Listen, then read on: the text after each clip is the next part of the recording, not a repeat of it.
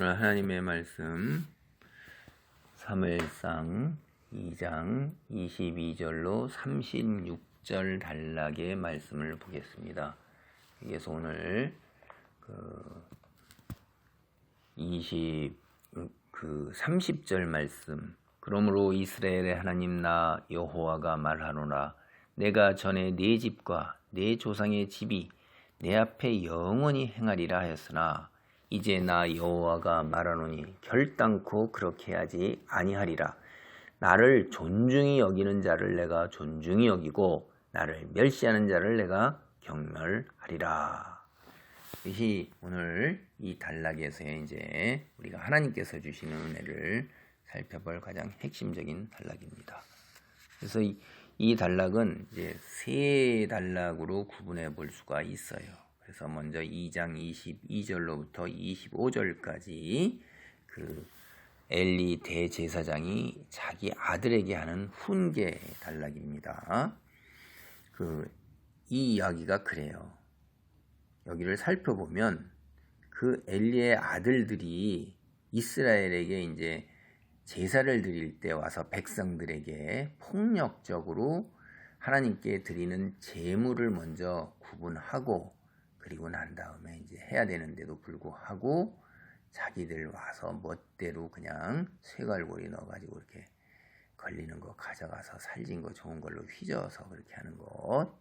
그렇게 행한 모든 일뿐만 아니라 더 이제 여기에 나오는 악한 일이 회막문에서 수종드는 여인들과 동침하였다 하는 이야기예요. 그때 여기에 대해서 이제 아들에 대해서 훈계하죠. 여기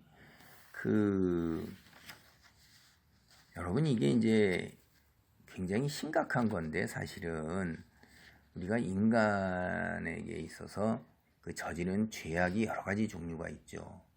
그 중에 이제 여기가 간음도 굉장히 이제 심각한 죄입니다. 이게 정결성하고 관계되는 거예요. 우리가 십계명에도 간음하지 말라 이런 이야기가 나오잖아요. 그러니까 하나님 말씀은 여러 개가 있는데 다 지키고 하나를 안 지켜도 그게 바로 안 지킨 게 되는 거란 말이에요. 요즘 세대에 이제 특히 간음하지 말라 하는 게 이제 더 사람들이 이 부분에서 이제 걸려 넘어지는 사람들이 참 많은데 이 제사장 여기 이 아들들도 그러는 거예요. 우리가 전에 보면 하나님 앞에 이 엘리 대제사장 시절 이전서부터 시내산에서 언약을 받을 때 하나님 앞에 이 회막에 들어가기 위해서 성전에 들어가기 위해서는 그 사전에 며칠씩 정결 의식을 행해야 돼요. 제사장들이 항상 자신을 정결하게 해야 됩니다. 그게 그렇게 돼 있어요. 하나님께서 그렇게 선포하셨고 말씀하셨는데 근데 하나님께서 십계명에서 분명히 금하신 일을 갖다가 행하고서 자기 제사장 직분을 행하러 성소에 하나님 앞에 나아가는 거예요. 이게 하나님 말씀을 완전히 무시하는 거잖아요. 이게 참 기가 막힌 거죠. 예.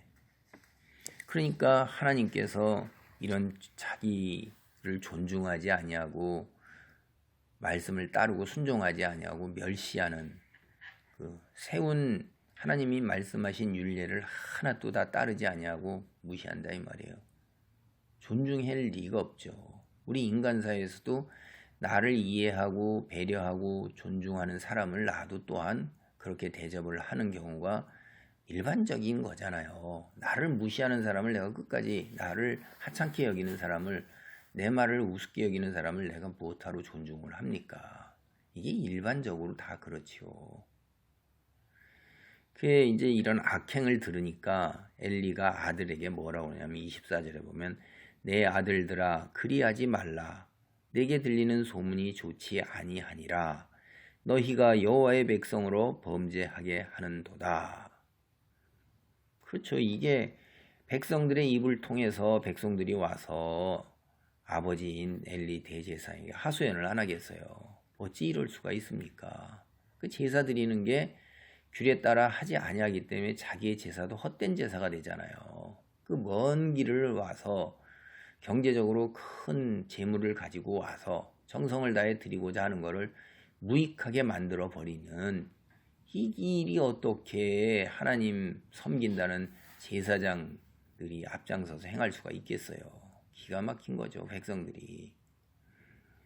그때 이제 이 아버지 말이 핵심이에요. 참 보면 사람이 사람에게 범죄하면 하나님이 심판하시려니와 만일 사람이 여호와께 범죄하면 누가 그를 위하여 간구하겠느냐 하되, 여기서 하나님이 심판하시려니와 그를 위하여 간구하겠느냐 하는 이 심판과 간구는 원래 의미가 똑같은 말을 우리가 이렇게 문맥에 따라서 이렇게 번역을 해놓은 겁니다. 그러니까 사람이 사람에게 범죄하면 하나님이 중재하고 간구하고 조정하시려니와 사람이 여호와께 범죄하면 누가 그를 위하여 간구, 중재, 조정하겠냐 이 말이에요. 이스라엘 백성은 시내산에서 언약받을 때 모세가 중보자로 나섰죠. 그렇죠. 그런데 이제 그런 상황이 아니라 이 말이에요. 사람끼리 서로 사람에게 죄를 지었을 경우엔 하나님이 역사하시잖아요. 하나님 말씀이 중재가 됩니다. 근데 사람이 하나님의 말씀을 어겼어요. 누가 중재자가 되어가지고선 하나님의 배에 나아가서 범죄한 사람을 그렇게 할 수가 있겠냐 이 말이에요. 이 제사장이 그러는데 어떻게 하냐 이 말이에요. 기가 막힌 거죠. 그래서 그들이 자기 아버지의 말을 듣지 아니하였으니 이는 여호와께서 그들을 죽이기로 뜻하셨음이더라. 우리가 이제 성경을 보다 보면 이 부분도 굉장히 어려운 부분입니다. 우리의 머리로 100% 온전하게 다 이해하지 못하는 거예요. 여호와께서 그들을 죽이기로 뜻하셨음이더라. 그러면 여러분, 아버지의 말을 듣지 아니하는 게 이게 여호와께서 죽이기로 한 여호와의 책임인가요? 성경 본문을 보면 여호와께서 죽이기로 뜻하셨기 때문에 아버지의 말을 듣지 아니하였다. 이런 문맥이에요, 이게. 이게 이제 굉장히 어려운 상황에 우리가 처하게 됩니다. 보세요. 우리가 복음을 선포했어요. 근데 누구는 듣고 누구는 안 들어요. 성경은 뭐라고 하냐면 하나님께서 선택하신 자, 남은 자들이 있다는 거예요. 그러면 하나님께서 선택하셨고 남겨두셨는데 우리가 구태여 복음을 전할 일이 없죠. 그리고 하나님께서 그렇게 하신 일인데 이게 책임이 하나님께 있는 거잖아요. 권한이 하나님께 있는 거예요. 우리는 책임이라는 말보다는 권한이 하나님께 있다는 말에서 여호와의 전적 주권을 이야기를 합니다. 그건 하나님이 다 가지고 계신 건데 뭐 우리가 뭘 해야 아무 의미가 없는 거고 우리는 도저히 어떻게 할 수가 없는 거예요. 우리가 아는 논리로 이성으로 생각하면 그렇잖아요. 여기도 그러잖아요. 아버지가 아무리 꾸짖고 뭐 가르치고 그러면 뭐 하겠어요. 여호와께서 죽이기로 뜻하셨는데 아무 소용이 없는 거죠. 여호와를 대적할 사람이 누가 있겠어요. 하나님의 전적 주권을 가지고 계신데 만드신 이가 부시기도 하고 살리기도 하시는 거예요. 성경은 뭐라고 해요? 부와 귀가 주께 있고 크게 하고 강하게 하심이 주께 있다고 그랬어요. 이 세상에서 우리가 원하는 모든 것들, 부와 귀, 부귀, 영화, 그 다음에 사회적 신분, 위치, 권력, 명예, 온 세상 사람들의 물개박수, 이거 다 하나님께서부터 나오신다 이거예요. 그럼 뭐 우리가 무슨 저희가 있겠어요. 하나님이 알아서 다 하신 거죠. 우리는 그러면 기계고 꼭두각시고 부속에 지나지 않는 거잖아요. 이제 이 부분에서 우리가 온전하게 이해를 다 100% 못합니다. 그러나 분명한 것은 맞기는 맞아요. 여호와께서 절대적인 주권을 갖고 있는 거 틀림없습니다. 우리도 내가 쓴 글이나 내가 만드는 요리나 내가 만드는 어떤 뭐 이렇게 뚝딱뚝딱거려서 만드는 거 내가 다 권한을 갖고 있어요. 내가 요리 먹으려면 먹고 뒤집어 엎으려면 뒤집어 엎고 태워버리려면 태워버리고 뭘 더 첨가하려면 첨가하는 거예요. 요리가 왜 소금을 안 넣으세요? 기름을 안 넣으세요? 라고 할 수도 없는 거예요. 피조물은 피조물일 뿐입니다. 그거 맞아요. 그런데 하나님께서 인격적인 하나님이 그렇게 하시냐 우리를 그렇게 안 하신다 이 말이에요. 그럼 이게 무슨 얘기냐 하는 거예요. 우리가 이거를 잘 보셔야 돼요. 여기서 이게 복음이 선포되었을 때 그걸 받아들이냐 안 받아들이냐는 그 선택을 할 수 있는 권한이 인간에 있어요. 자유의지를 하나님이 주셨다 이 말이에요. 선택하는 순간 그것이 인간의 책임이에요. 그런데 그 선택을 하고 난 이후에 그것을 유지하고 계속해서 끌고 나갈 능력이 인간은 없습니다. 사탄의 영적인 세력들이 이 세상 공중권세를 잡고 있으면서 영혼을 울부짖는 마귀가 사자처럼 사냥하러 다니는 거예요. 생명의 씨앗을 빼앗아 갑니다. 세상의 유혹으로 그 가시덤불 얼개어켜서 생명의 씨앗이 자라나지 못하도록 해요. 그것을 하나님께서 어떻게 해요? 보호하시고 인도하시고 하는 거예요. 그 은혜로 우리가 선택을 한 것이 유지가 돼서 결실까지 나아가는 겁니다. 그게 하나님의 은혜예요. 여기도 회개도 내가 아버지 말을 들었을 때 아버지 잘못했습니다 하고 회개를 선택을 해야 되는 거예요. 회개를 딱 처음에 순종하는 것, 아버지 말씀에 이게 인간의 선택이고 자유의지고 책임이란 말이에요. 인격이란 말이에요. 그걸 선택하고 하면 하나님께서 성령으로 더 역사하셔서 가면 갈수록 죄악이 더 깊은 곳까지 생각나게 하셔서 회개를 하도록 도와주십니다. 이거 우리 인간의 기도해본 사람, 신앙생활 해본 사람 다 겪는 경험이에요. 계속해서 갈수록 자잘한 죄까지도 다 기억이 나고 떠오르더라고요. 기가 막히게 전혀 기억도 못하던 것들이 어느 기억 속에서 실마리가 돼서 어떤 때 뛰어올라서 또 회개하고 이렇게 되는데, 그러니까 이것이 하나님께서 어느 순간 인간이 선택을 해서 진심으로 하나님 앞에 나올 때, 인간이 의지적으로 이럴 때 하나님께서 도우신다 이 말이에요. 놀라운 하나님의 도우심이 있어서 이게 된 거예요. 이게 그 표현이에요. 이게. 근데 이러한 표현은 어떻게 돼 있어요? 또 이 표현이 여기에 처음 나오냐? 그렇지 않아요. 이게 우리가 보면 앞에 출애굽 시절에 애굽 왕이 있죠? 애굽 왕에도 이렇게 표현을 하고 있습니다. 하나님께서 그 마음을 굳게 하셔서 그렇게 하셨다 하는 게 바로 뭐냐면, 이 굳게 하셨다 할 때 심판이 시작되는 겁니다. 이때는 하나님께서 뜻을 그렇게 딱 정하셨기 때문에 이제 더 이상 되돌릴 수가 없어요. 그 자리에서 회개하고 하나님께 나아가고자 하는 것을 전혀 못 느낍니다. 불순종의 고집으로 시멘트, 콘크리트, 다이아몬드처럼 굳어져 갖고 그걸로 끝난 거예요. 그게 하나님의 심판이에요. 그걸 이렇게 표현하는 겁니다. 무서운 거죠. 여러분, 제가 지옥에 관해서 이렇게 딱 생각을 해보면요, 지옥은요 영원한 거예요. 그리고 이 세상에 그 어떤 것보다도 끔찍하고 무서운 거예요. 그리고 다시는 기회가 없어요. 정말로 무서운 저주입니다. 그러니까 우리가 하나님의 말씀을 들었을 때 곧바로 돌아서고 무릎 꿇고 해야 되는 거예요. 그때가 기회예요. 그 기회 없어지면, 내가 발로 차버리면 그 다음에 이제 끝난 것입니다. 다시 한번 여기 보세요.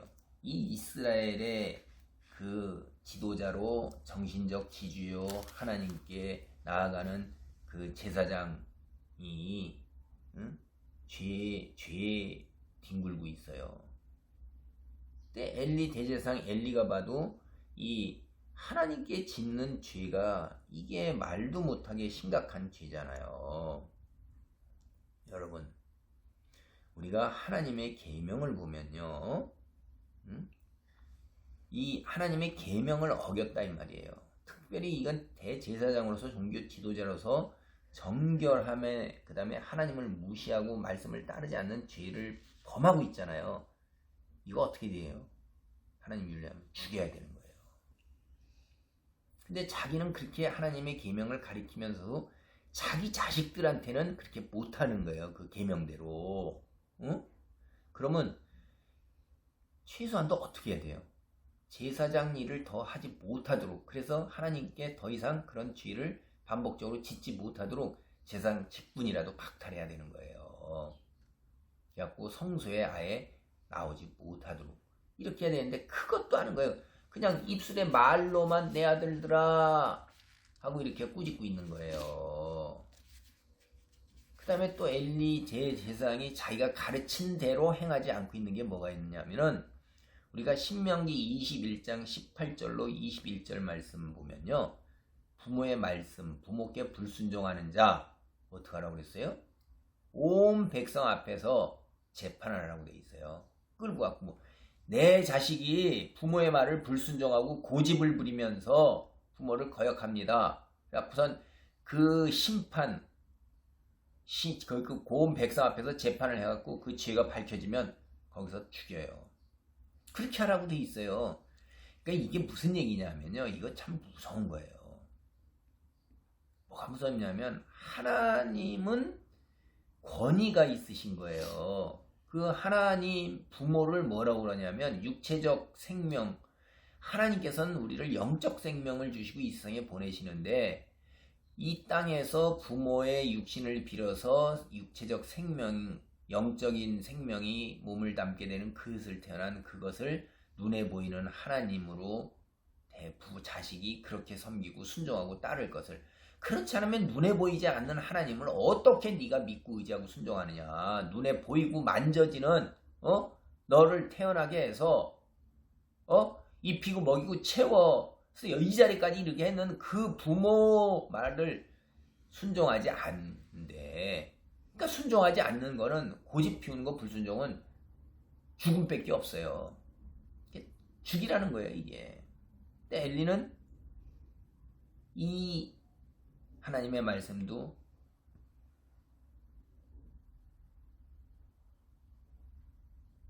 엘리 대제사장은 이 하나님의 말씀도 이행하지 않는 거예요. 이게 결국 뭐냐면,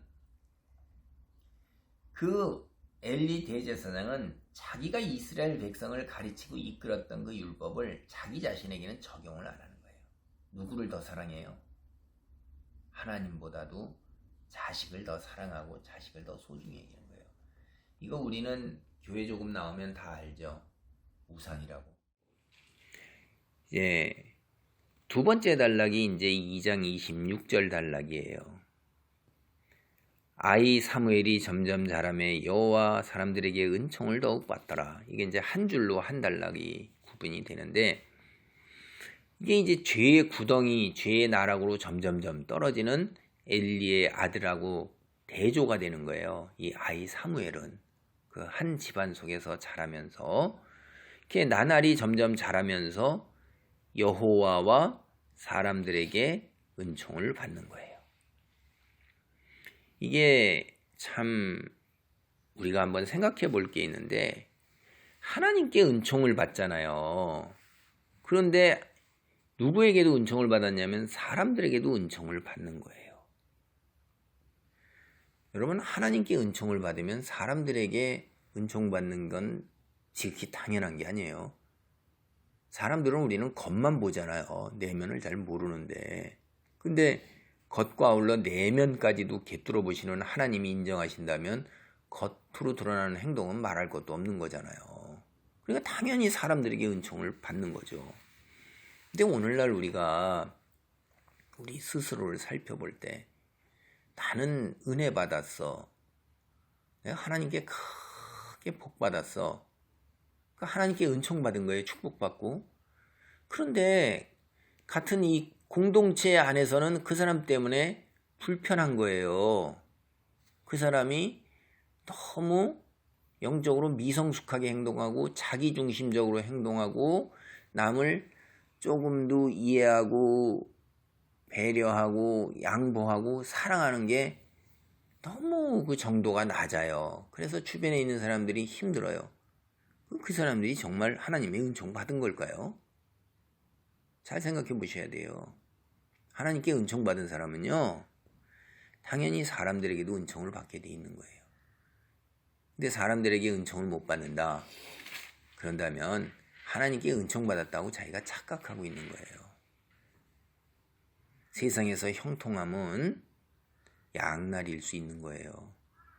부자와 사회적 지위와 재능이 꼽혀서 열매맺어서 많은 사람들에게 물개박수 받고 관심과 막 이렇게 환영받는 것이 그게 양날인 거예요. 축복일 수도 있고 저주일 수도 있는 거예요.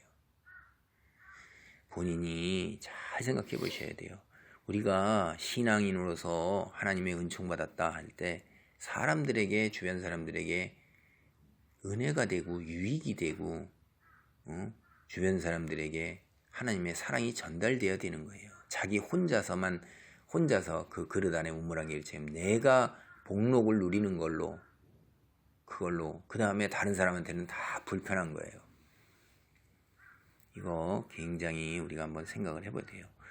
우리가 누가복음 2장 52절을 보면 예수님의 어린 시절이 뭐라고 되어 있냐면, 예수는 지혜와 키가 자라가며 하나님과 사람에게 더욱 사랑스러워 가시더라라는 말이 있어요. 그러니까 하나님께 은총받고 하나님께 인정받으면 사람들에게도 은총받고 사람들에게도 인정받는 것입니다. 그 사람이 있음으로 인해서 우리가 하나님의 사랑을 그 사람을 통로로 해서 느끼고, 우리가 편안함을 느끼고, 우리가 여러 가지 여건 속에서 유익을 가져오게 되는 거예요. 한번 이 부분을 한번 생각해 보셔야 돼요. 이제 엘리 이 집안에 2장 27절로부터 36절 달락이 하나님의 사람이 찾아와서 하나님의 저주를 전하는 이야기가 핵심입니다. 이게 무능한 아버지 엘리 대제사장, 주님 앞에 죄를 짓는 것을 전혀 개의치도 않고 두려워하지 않는 두 아들, 여기에 엘리 집안에 당연히 아론의 후손이죠. 하나님의 심판이 선포됩니다. 하나님이 엘리에게 직접 하시지 않으셨어요. 이것만 해도 엘리가 하나님과의 영적 소통이 전혀 없는 거예요. 하나님께서 하나님의 사람을 보내셨어요. 하나님이 엘리를 더 이상 자신의 종이라든가 대변인, 중보자로 생각하시지 않는 것입니다. 이름 모를 생뚱맞은 선지자가 어느 날 갑자기 찾아와서 하나님의 말씀을 전합니다. 엘리는 이렇게 해서 하나님의 말씀을 들어요. 이제 조금 우리가 뒤로 더 나아가 보면 하나님의 말씀 누구를 통해서 들어요? 엘리가 사무엘을 통해서 듣는 거예요. 종교의 최고 지도자, 최고의 위치에 있는 엘리는 오히려 하나님의 말씀을 듣지 못하는 거예요. 이게 말이 안 되는 거죠. 근데 현실이 그래요. 여러분, 우리가 신약 성경을 보면 예수님을 누가 죽였어요? 세상 사람이 죽인 게 아니에요. 하나님과 가장 가까이 지내면서 하나님 말씀을 가장 잘 안다고 했던 그 대제사장, 제사장, 바리새파, 사두개인, 서기관, 이런 사람들이 죽인 거죠. 공모해가지고선 자기 밑에 휘하에 있는 이스라엘 백성들을 선동을 해가지고선. 그러니까 하나님과 가장 가까이 지내고 하나님 말씀을 가장 잘 안다고 자부한다. 조심하셔야 돼요. 우리가 그리스도인이라는 거, 집사, 권사, 장로, 목사라는 이런 직분이 우리가 하나님께 인정받고 하나님께 우리가 정말로 세우신 선택받은 사람이라는 걸 보장해주지 못한다는 거예요. 자꾸 직분, 어떤 교회에 속했다라는 것이 나의 천국 가는 것, 그 다음에 내가 그리스도인이라는 것을 갖다 드러내는 증명서라고 생각하시면 안 돼요. 그건 그런 것들을 돕기 위한 하나의 뭐라고 그럴까요? 제도요, 어떤 도구요, 수단이고 이런 것들이에요. 그런 것들을 활용하면서 엄청나게 큰 유익이 있는데 그것들을 활용을 해갖고 자기 사욕을 채우는 것, 그런 걸로 지도자들이 이용하면 하나님께서는 인정을 안 하신다 이 말이에요. 여러분, 출애굽 이후에 지금까지 여호와께서 아론의 후손 엘리 집안에 성전에서 섬기는 축복을 주셨어요. 이거 아론의 후손만 할 수 있는 거예요. 하나님께서 그렇게 세우신 거예요. 대단한 축복이죠. 근데 엘리 보세요. 아론의 후손인 엘리. 그가 하나님의 축복과 은혜를 받을 자격이 있어요? 전혀 자격이 없다는 거예요. 그래서 하나님이 이 아론의 이야기까지 끌어올라가는 거예요. 응? 여기 27절에 그 얘기가 뭐냐면 하나님의 사람 엘리에게 와서 그 얘기를 때 여호와의 말씀에 너희 조상의 집이 애굽에서 바로의 집에 속하였을 때 내가 그들에게 나타나지 않았느냐. 애굽에서 바로의 집에 속했을 때 넌 뭐냐? 노예예요. 종이에요. 바로의 종이잖아요. 너 종이었는데 내가 지금 노예에서 너를 이스라엘 민족의 최고 지도자의 자리로 영광을 허락했는데 넌 지금 뭐 하는 거냐? 내게 뭐 하는 거냐 이거예요. 내게 너한테 그렇게 큰 축복과 은혜를 베푼데 너는 오히려 나를 그렇게 무시해? 나를 그렇게 멸시해? 내 말 그렇게 우습냐? 하는 그거 얘기예요. 이게 그렇게 시작하는 겁니다. 그 얘기가 나오는 것이 문맥상에서. 그러니까 우리는 글을 읽으면서 항상 사람들이 겉으로 하는 얘기가 그게 의미 전달이 전부다라고 생각하면 상당히 낮은 지적 이해를 갖고 있는 거예요. 문맥에서 전하고자 하는 말이 애둘러서 하고는 깊은 뜻이 뭔가도 때로는 살펴보고 생각을 해야 된다 이 말이에요. 우리가 다 직설적으로 표현하지는 않잖아요. 그래서 엘리의 죄, 이 대제사장의 죄는 직접 죄를 지은 게 아니에요. 방조하고 방관하고 묵인하고 내버려 둔 거예요. 이게 그것도 죄에 들어간다 이 말이에요. 이게 그래서 하나님께서 이제 엘리 집안에게 준 특권이 있어요. 그게 뭐냐면 28절이에요. 이스라엘 모든 지파 중에서 내가 그를 택하여 내 제사장으로 삼아 그가 내 제단에 올라갈 수 있게 하셨어요. 그 다음에 분양할 수 있도록 하셨어요. 내 앞에서 에봇을 입게 하지 아니하였느냐. 에봇을 입는 특권을 주셨어요. 그러니까 제사장이라는 게 제단에 올라갈 수 있고 분양할 수 있고 에봇을 입을 수 있는 놀라운 특권을 가진 거예요. 이스라엘 자손이 드리는 모든 화제를 내가 내 조상의 집에 주지 아니하였느냐. 이스라엘 자손이 드리는 모든 제물로 부귀영화를 누리게 되는 거예요. 제사장들이 경제적으로 굉장히 넉넉하고 풍요롭게 살았죠. 그리고 그 말이 신정일치이기 때문에 백성들을 정치적으로까지 일상의 삶을 다 다스리는 자리에까지 나아갔어요. 이게 얼마나 기가 막히게 축복받은 겁니까? 오늘날도 보세요. 우리가 교회 안에서 직분을 받았을 때 그 직분으로 인해서 누리는 특권이 상당히 있어요. 특별히 이제 여기에 이제 제사장이니까 사역자 같은 경우에는 하나님의 제단에 올라간다 하는 게 하나님 앞에 서서 백성들, 교회, 공동체, 교인들을 향해서 설교를 행할 수 있는 게 이게 놀라운 은혜예요. 하나님의 말씀을 아무나 거기에 서가지고서 전할 수가 있질 않아요. 하나님께서 세우신 자들만이 이제 강독권이라고 합니다. 강독권. 그래서 우리가 전도사, 복음을 전하는 사람이다. 그래서 전도사고요. 그 위에 강독권을 가지고 있다. 해서 강도사라고 그러는 거예요. 그 다음에 안수받았을 때 이제 목사 해갖고 사역을 할 수 있는 사람이다. 설교도 하면서 백성들을 양을 돌본다. 그래서 이제 목사라고 이렇게 되고 있는 거죠. 그러니까 설교단에 올라가서 설교로 하나님 말씀을 전하는 대변인 역할을 하는 것이 어마어마한 은혜요. 하나님께서 주신 특혜입니다. 그 다음에 분양한다는 게 기도할 수 있고 찬송할 수 있고 예배 드릴 수 있고 이러는 거잖아요. 이게 요한계시록에 보면 하나님께 이 분양 올린 향을 다 가지고 올라가서 천사가 하나님 앞에 쏟아놓을 때 그게 성도의 기도예요. 향연이. 그러니까 이 성도를 이끌고 기도에 앞장설 수 있는 놀라운 거죠. 늘 성도들을 향해서 이렇게 기도와 찬송으로 이끌고 나아갈 수 있는 사람. 이 놀라운 지도력을 발휘하면서 백성들을 정결케 하고 하나님께로 인도하는 놀라운 특권. 이것도 엄청난 특권이에요. 그 다음에 내 앞에서 에봇을 입게 하잖아요. 너는 딱 찍어서 에봇 입으면 뭐가 되는 겁니까? 설교를 하고 기도하고 예배를 인도하고 그럴 때 그게 딱 의복으로 표시가 되는 거예요. 아무나 그걸 할 수 있는 게 아니에요. 거룩함과 영광을 드러낼 수 있도록 하나님께서 에봇을 만들어서 입히셨어요. 그러니까 사역자들은 어떻게 됩니까? 하나님께서 택하여 세우셔서 사역자들을 통해서 우리 교회 안에 직분으로 집사, 권사, 장로라는 에봇을 입은 거예요. 그리고 목사, 전도사 이런 사람들은 하나님께서 세우신 사역자들을 통해서 그들이 안수함으로써 후배들에게 그 전도사, 강도사, 목사가 이어지는 겁니다. 그게 에봇이에요. 그거 아무나 그렇게 불릴 수가 없잖아요.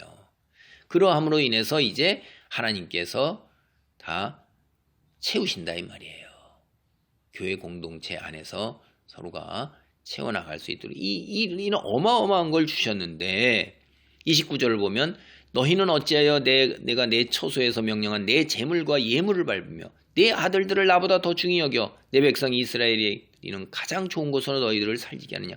너는 제사장 직분을 그만해도 영광이요 특권이요 은혜인데 그거 가지고 너는 세상에서 현실적 이익을 취하는 걸로 끝나냐. 그리고 나를 이렇게 무시하냐 하는 말씀이에요. 우리 이거 한번 조심해서 보여야 돼요. 때때로 우리가 교회 공동체 안에서 하나님의 놀라운 은혜를 나의 현실적인 내 위신과 나의 욕망을 채우는 도구나 수단으로만 이용하며 진실되게 나아가지 않는 것은 없는가 하는 것도 한번 살펴봐야 돼요. 그래가지고서 이제 이렇게 쭉 여기 나오는 게 보면 여기 무서운 저주들이 쭉 나옵니다.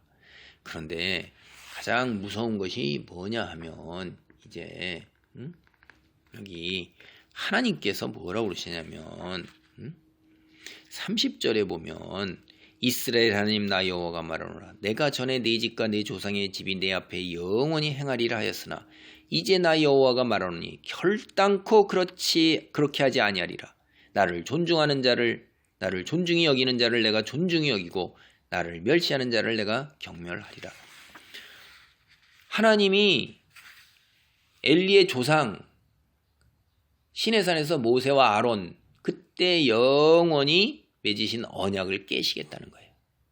아론에게 내 후손이 영원히 내 앞에 제사장이 될 거고 아론의 후손만이 제사장이 될 거라고 그랬는데 그 언약 깨시겠다는 거예요. 이게 사무엘 때까지 사실은 시내산 출애굽한 이후로 벌써 세월이 수백 년은 흐른 겁니다. 조상들이 그렇게 계속해 왔던 대제사장과 제사직을 이제 빼앗아 가신다는 거예요. 근데 그게 즉각 일어나는 건 아니에요. 시대가 가면서 우리가 성경을 읽어보면 그 일이 하나님께서 하신 말씀이 한 글자도 틀림없이 그대로 다 이루어지는 것을 알 수가 있어요. 그부터 먼저 우리가 생각해 볼 게 아니 하나님 한번 약속을 세우셨는데 어떻게 그 약속을 또 깨셔요? 라고 우리가 생각할 수가 있잖아요. 한번 세우신 약속은 깨지지가 않습니까? 약속이라는 게 뭐예요? 여러분 인간 사회에서도 한번 보세요. 약속은 서로가 지켜야 될 일들이 있는 거예요. 여기서 이 약속이라는 건 언약이거든요. 언약을 맺는다는 것은 A와 B가 언약을 맺을 땐 A가 B에 대한 책무가 있어요. B는 A에 대한 책무가 있어요. 서로의 책무를 다할 때 그 계약이 유지가 되는 거예요. 이 언약은 계약이거든요. 근데 책무를 다하지 않을 때 계약사항을 다 지키지 않는데 그 계약이 유효할 리가 없잖아요. 당연한 거예요. 인간 세상에서 지극히 당연한 겁니다. 그래서 그건 일단 하나님의 백성으로서 대제사장으로서 하나님과 맺은 언약을 지키지 못하면 당연히 깨는 거죠. 그리고 하나님께서 절대적인 주권으로 또 깨실 수도 있는 거예요. 그게 하나님의 절대 주권이에요. 부귀 영화 크고 강하게 하는 자 모든 것 높이시기도 하고 낮추시기도 하는 이가 다 누구세요? 하나님이에요. 한나가 그렇게 했잖아요. 이미 벌써 한나가 하나님은 높이시기도 하고 낮추시기도 하시는 분이다. 하나님의 절대 주권이 다 있는 거예요. 이제 엘리 집안과 영원한 언약을 깨시는 증표로 그의 두 아들이 한날 한시에 같이 죽을 겁니다. 그러면 그것이 시작되었다는 걸 알라. 이렇게 얘기하시는 거예요. 여러분, 이 쓰나미가 돼서 이 하나님의 재앙이 엘리 집안을 다 덮칩니다. 가문이 초토화가 돼요. 그래서 우리가 뒤로 가면 이제 4장 11절에 보면 1차적으로 이게 성취가 돼요. 엘리 집안의 두 아들이 죽고 이제 훗날에 가면 솔로몬이 엘리의 손자 아비아달 제사장을 아나돗으로 추방하는 일에서 이제 최종적으로 선취가 이루어집니다. 우리가 여호와께서 엘리 제사장 자리에 누구를 세우냐면 충실한 제사장을 세우시고 여호와의 기름 부음 받은 자 앞에서 영구히 거하도록 하실 것이다 라고 이렇게 얘기하죠. 그래서 이 엘리의 제사장이 이 뒤로 가면 아비하, 아히멜렉, 아비아달을 통해서 한동안 연명돼요. 근데 아비아달이 솔로몬을 추대하지 아니하고 다른 쪽에 섰다가 솔로몬이 아비아달을 추방해버려요. 그래갖고 이제 여기에 제사장이 어디에 넘어가냐면 사독 집안으로 넘어가요. 사독 집안에서 영구적으로 제사장 집안이 됩니다. 그게 열왕기상 2장 27절이에요. 그럼 기름 부음 받은 자가 누구예요? 솔로몬이에요. 왕이잖아요. 그래서 이제 이 아론 집안의 제사장은 끝나는 거예요. 참, 이게 벌써 이 예언이 어떻게 있어요? 솔로몬과 사독 시대 뒤로 이어지는 그 먼 훗날을 내다보는 예언인 것입니다. 예언이 최종적으로 성취가 완전히 하나님의 예언이 성취가 이루어질 때까지 중간기에 제사장 역할을 한 사람이 누구냐면 사무엘입니다.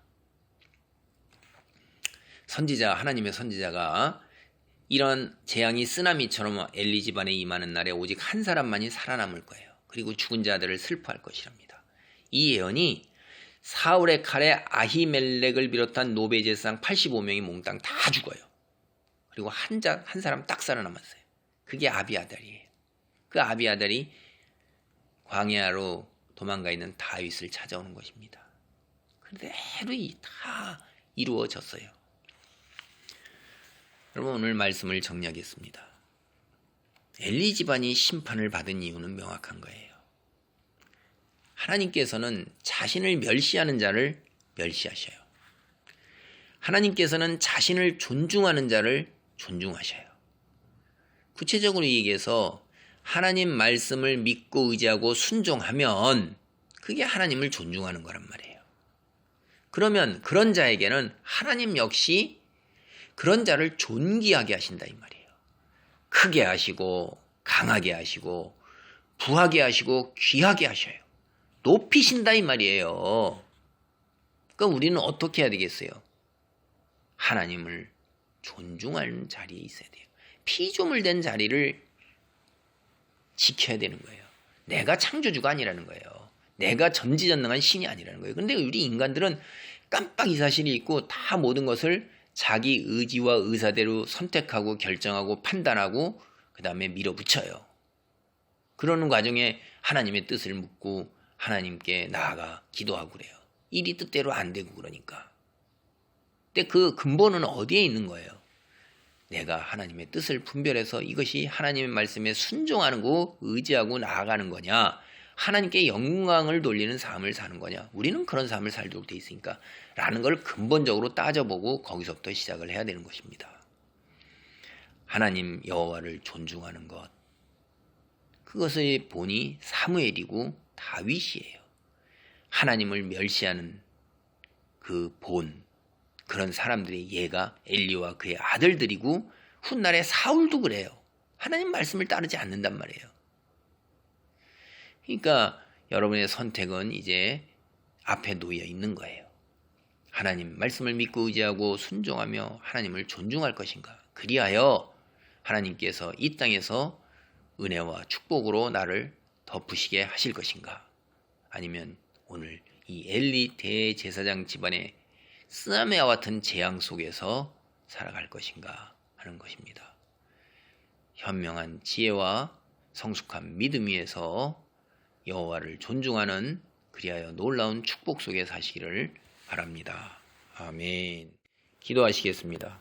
할렐루야. 하나님 감사합니다. 오늘 엘리 대제사장 집안에 쓰나미 같은 재앙이 하나님을 멸시하고 존중하지 않음으로 인해 아버지 하나님이여 일어나게 되는 것을 깨닫습니다. 믿음의 사람으로서 하나님을 믿고 의지하고 순종하는 가운데에 하나님 존중하는 그런 귀한 태도를 가진 성숙한 믿음의 자리에 있기를 간절히 원합니다. 그리하여 이 땅에서 주께서 주시는 놀라운 은혜와 축복 속에서 하나님 맡겨주신 소명, 또한 내가 맡은 소명, 그 귀한 자리 잘 감당할 수 있도록 역사하여 주옵소서. 예수님의 이름으로 기도하옵나이다. 아멘.